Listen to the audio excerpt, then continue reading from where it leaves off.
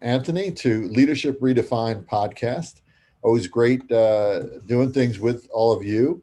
Um, Sorry, my daughter's creaking in here. So, uh, the question for today is really about. We've talked about this a lot, and we work a lot of the work we do, a lot of the publication. Are you guys still there? Yep, sorry, I dropped off. A lot of the work we do, we actually are writing a book around this that's coming out in December called The Collective Mindset. We talk about sustainable change and the challenges around sustainable change in education. And we're in a unique space, all of us. We have vast amount of experience in K-12, in higher education, as well as entrepreneurship and business and connecting to the corporate space and those areas. So we're in a unique position. I think have a unique view on this in particular because we could see change at multiple levels through multiple organizations, institutions, etc. So I think I'll leave it to you guys to feed off of that prompt. But thoughts on like why is it such a challenge? It's easy to go to negative, but there also are positives, which we've really figured out a really nice solution to get through this. But thoughts on the challenges of sustainable, change in education today? Well, is the word change? I just thought of this. Is the word actually change, or is it about transformation? Transformation, in my mind, implies a wider set of dispositions and skills than simply changing from textbook X to textbook Y. If we're talking about change, we're talking about a change in practices, a change in our dispositions towards the organization, towards the students whom we work with, and the community that we serve. Where transformation talks about a new way to realize, and for that new way to realize needs to be connected with a collective. Come back to that collective word again. We're going to talk more about up the road. A collective mindset that's disposed towards a new kind of worth sense. When I look at that too, you use the word transformation. I tend to look at it from the two words of evolutionary and revolutionary, and there's very little revolutionary, I think, until this recent pandemic. But I always think about how much educational research there has been and is, how many books there are written, how many policymakers, centered around this one concept of reform and making school and education better. Yet, why are we where we are now? And, I think I don't want to be cynical because I think you're right, Al, talking about being negative. I don't want to be cynical, but it reminds me of something that happened to me when I was a student in New York City high school, and my desk was one of these wooden desks that were screwed to the floor in rows, and the desk lifted up. We put your books underneath, and then the desk had a hole, which for a long time I couldn't figure out why there was a hole, and that was where the inkwell went. So move forward. I ended up working in the school I graduated from and teaching in those rooms with those desks that were nailed to the floor. So I remember taking a trip to the Smithsonian Institute, and they had an exhibit on the schools in the 1800s. And there it was, the wooden desk nailed to the floor. So, 100 years before I was teaching, we were still using the same desks. Now I think things have changed and have gotten better. But that's slow progress. That's evolutionary change. And I think, the question you're asking out, it's like the Gordian knot.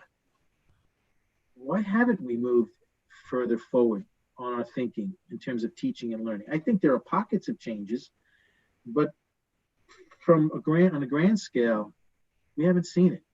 And I think the question is whether this pandemic will lead to it.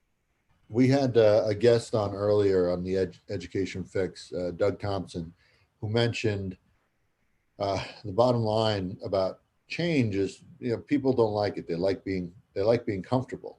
It's just human nature to be comfortable and to not want to shake things up. And the pandemic really forced change, right? I mean, I think anybody who said that we don't have, or education as an institution, as an organization, doesn't have the capacity for change was essentially proven wrong with COVID, right?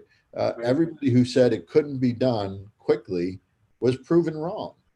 They had to change, so they did change. Education had to change. So I think it's the mindset, the changing that mindset to this one of it change being essential to what I think it is or has been until COVID, and will probably revert back to, sadly, is changes. Changes is not a must-have. Change is a it'd be nice to have change, but it's not a must-have change, right? Now, there's, Which goes back to what Rich was saying before. What do we mean by change? Right. Yeah. Is it a relative term? the other piece too, I remember when I was for my first year of teaching. By the way, I can't cite the specific research, but I do know there's research that demonstrates that teachers teach the way they were taught, Mhm. which is one of the reasons why we perpetuate the same kind of mediocrity that most of us have endured over our own teaching careers. And Well, Rich, and leaders lead the way they're taught too. Oh, yeah. So I remember the very first observation back before any of you were born. And I was thinking I was some kind of, John Dewey. I remember my principal came in and I was basically teaching straight out of the text and asking inane questions from a seventh grade social studies textbook. At the end of the 40 minutes, I thought I had nailed it. I was so proud of myself. And the principal said to me, what do you think? I said, yeah, I thought it worked really well. He says, well, how do you know that it worked well? I said, well, the kids were raising their hands and they were smiling. That was my answer. And he said, well, that might be, part of it. But, basically you were just telling people what they needed to do to think. Now, in truth, I'm just talking about Bernardo here. He scared the living devil out of me because I know he was actually very dissatisfied with the quality of what I had done. And on the spot, I changed because I wanted to keep that job. And that's as mundane as I can possibly be. I was scared out of my socks that he was going to knock me off tomorrow because of one lesson. And he said to me, Richie, he says, kids learn best when they get involved with their learning, don't you think? And a light went on in my head, and I said, okay, I get that. And in truth, and again, I know I'm being very simplistic, my worth sense about what a good lesson was changed. And unless people internalize what their worth sense is, what they think is a good lesson, or what they think that constitutes an interactive, engaged building to engage students and learners in the communities to value a change. The change is just old wine in new bottles. And even the COVID crisis, in a sense, was a decision event, a decision experience that, for one reason or another, and they have to go through there'd be a great dissertation in this. He smiled to figure out what internal changes teachers adopted or didn't adopt in order for them to survive over the last 6 months as any kind of effective teacher or any kind of effective school may have been. So forgive me, I'm not talking too much, but I'll stop right after this. The worth sense is what gave, when people identify their worth sense, however it occurs to them internally or as a group, then they're going to transform because now they have a different way to realize from what they originally were realizing. Well, I mean, if you look at education as a whole and the naysayers for change, and I know change is tough to really define, like what is change and what constitutes change. But if no one has the same definition. No one has the same definition, exactly. But I think it's those dispositions, the mindset that we talk about, and a majority, I would say, of educators want to stay in that comfort zone, and they'll say, "Why do we have to change? What we're doing is just fine, right?" So, why do we have to change? I'll ask that to you guys. Why should we change? Why shouldn't we just stay with the desks bolted to the floor as they were in the 1800s? Like, why do we have to change? I think it's an important question to address. I mean, Anthony, we'll start with you. Yeah, and just to go back to what Rich was just saying, um, what the story you relayed and what I think is poignant about it is you had to be confronted as to what you were doing Yeah, and forced to question the value of what you're doing Mhm. from the not just from you as the efficacy of you as a teacher, but the value that it had for your students. And I think that goes back to what you're saying before. We don't do that. We teach the way we were taught. We lead the way we were led, um, and we can't seem to agree on what that change really means. I've seen the gamut, in my career of what we do in our schools and what we've done. And you're right. Eventually, those desks were removed, and there was more cooperative learning and more creativity and student engagement over time. Um, but even with that, there's no agreement on, well, what is the change really about? Because I think you have too many external forces that come to play. You as an individual teacher was confronted with your thinking, but then you have the external forces like policymakers and the government who want to hold and find a way to hold teachers accountable. And their only way to do that is to provide standardized tests. And then we all know what's tested, is tested is taught. So where does the creativity, innovation of teaching come in? Where does that organic evolutionary process allowed to play itself out so that we can have higher student engagement? I don't see that enough in what we have already. I think there's just too many competing viewpoints on what change really means. would you say, Rich? I'll ask this of you too. Would you say that what happened with COVID was essentially that confrontation or that moment of change, like you had in the classroom, Rich? Is that a similar thing that happened to everyone in one fell swoop? I would call that a decision event. Yeah. And the decision event prompted, whether you wanted to be prompted by it or not, prompted some sort of self-reflection, or at least being advised that what we were doing cannot continue because we can't do what we've been doing for the past 100 years. And And why so, and why couldn't we continue doing what we've been doing for the last 100 years? well, because you couldn't do the talking head, but you could do the talking head. You still, not as a lot of teachers obviously did in the beginning of this, and you can only hope that the organization leadership and the exchange among the faculties was that they began to co-construct some new strategies that may have had value up the road. The piggyback of I, what he yeah, was saying sorry. too, it's just we can't come up with a definition of change. I completely agree with that, or of transformation more likely as well. But we also, if we lined up 10, 100 people and asked anyone what the purpose of education actually is, you're going to get probably about 75 different answers. Right. And what educators do is try to keep all those 75 of that 100 happy. And so we don't satisfy anybody, let alone what the kids need to be successful in an emerging future that we have only begun to sense is right down our throats, especially in terms of this COVID issue. I think that's the key, and that's the answer to your question, Al. Um, the reason why we can't keep doing what we're doing is because the world has changed. And the reality is that what our children need to know and be able to do in this changing world, there's a disconnect between what we're doing in class, what we're teaching, how we're teaching, and what they need. And that's not my idea. I mean, that's the likes of a Yang Zhao or a Thomas Friedman with The World is Flat, or a Tony Wagner with the Global Achievement Gap, and these writers and theorists, they sound the alarm, and the alarm is something's got to give because we're getting left behind.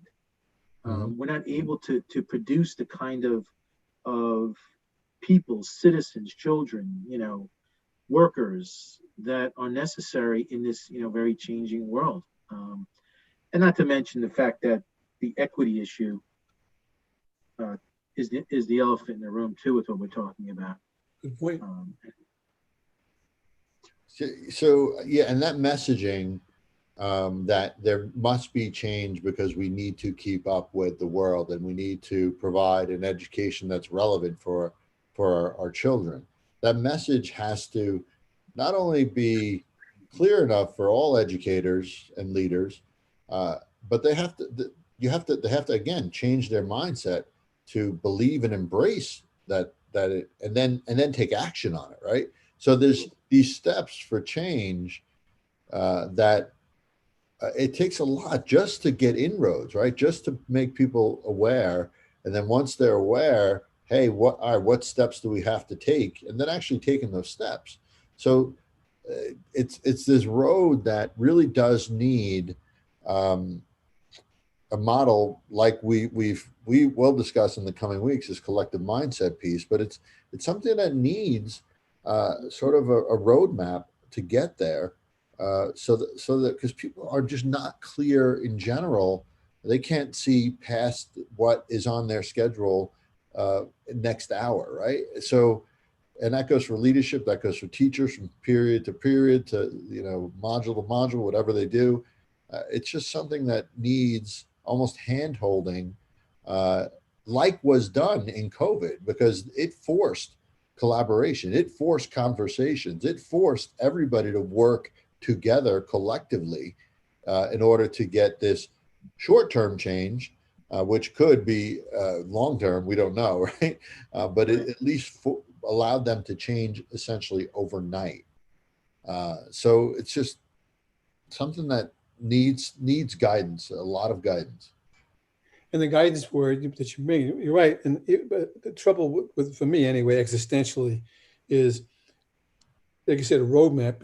Yeah, a roadmap for me implies I go from um, point X to point Y straight ahead. But the trouble with that metaphor to some extent is that there are many ways to get to the top of the mountain. Let me use a mountain instead of a destination that's flat on the western plains of Colorado. I want to get to the top of the mountain. There's many ways around the mountain, but there's certain characteristics of how to get around that mountain that have to be identified and gelled. And so any mindset that we talk about, it's dangerous to say, well, first you do X and then you do Y and then you do Z. It doesn't work that way. They happen of themselves. Here comes a verb, I've been using an adverb I've been using a lot lately. It has to happen organically, but in a certain kind of uh, guided way to have it happen. And I think the key to that, whether it's a collective mindset or anything else, is that it's not an easy process. Mm. It's not a panacea, that it's hard work, which requires people to really look at their underlying beliefs and values about teaching, learning, the educational system. And it has to be hard. Anyone who's trying to sell an easy fix, is like a snake oil salesman. And I think, when you talk about changing culture, you're talking about a long, arduous, difficult process that, you're right, needs guidance. And it's organic in nature. I mean, the folks that we've worked to on that truly want change, there are a lot of variables that go into this. There are a lot of adjustments and changes, even as those who have helped guide leaders and organizations and school districts toward a vision or a goal that they have. It has to be very much organic in nature. We work with a few districts, and one of these districts are going through a transition period working with us, but then COVID hits and it completely changes what we're talking about, how we approach change, sustainable change, how we approach collaboration, communication amongst the group, amongst us, amongst the leaders we're working with, and how they're communicating, collaborating with the parents, the community, their students. So change, like, even if you have a model in place, and that's why we do think the collective mindset is a great model, if we must say so ourselves, right? Because of the ability to adapt. So any model or roadmap that you subscribe to has to have an organic aspect to it that can flex and change, because I think it's a key component to change. You can't just have one straightforward approach without considering that the road is going to be windy. It's not going to be straight, right? Agreed. Absolutely. So in the coming podcast, we're going to get a little bit more into the collective mindset. Our book is coming out in December, late December, January-ish. And this is not by any means going to be just a pitch for the book or anything of that nature. It really is something, it's a process that we believe in, but we also would love feedback on as we talk through this process and showcase this collective mindset and what it takes for a continuous growth and innovation and change in the educational space. So we're looking forward to that. Any closing thoughts, Rich or Anthony? Anthony? No, no. Go ahead, Rich. No, I'm just looking forward to really our exploring this, because there's so many levels and so many wrinkles associated with this. And I think both of you said what I'm about to say. One size does not fit all. Right. You need to do is go to District X and play this chord, and go to District Y and play that chord. But the collective of it sums to, S-U-M-S, sums to an approach that involves everyone finding a new way to realize. Well said. Anthony? I think the conversation has to continue, but I certainly think that we have to start to narrow, not to more narrowly define, but to come to some understanding on what does it mean when we say, let's make education better. And I wish I could say that we can come to a consensus. I don't think we can. That's why I think what Rich has commented on was that it's an individual thing. It's from district to school to community. I think it means something different. And the best system that can allow for those differences and still help them move towards improvement and transformation, I think will be the most effective. And if nothing else, this podcast outlines and solidifies the thought process that's in my mind about change, is the complexity of it and the different layers, from defining what change is to the variance of those views, to getting different ways to get to where a district or an organization wants to be. I think the complexity that we've discussed, just a few things in that realm for change, right? Right. Is apparent, and that's what we're going to talk through. And we'll start with the evaluation of culture and what's out there and what people's thought processes are, and we'll go from there through some of these steps that we'll take you through the collective mindset. So great talking to you guys as well, and to getting out there and having people listen in on the podcast. And we look forward to seeing you again next week.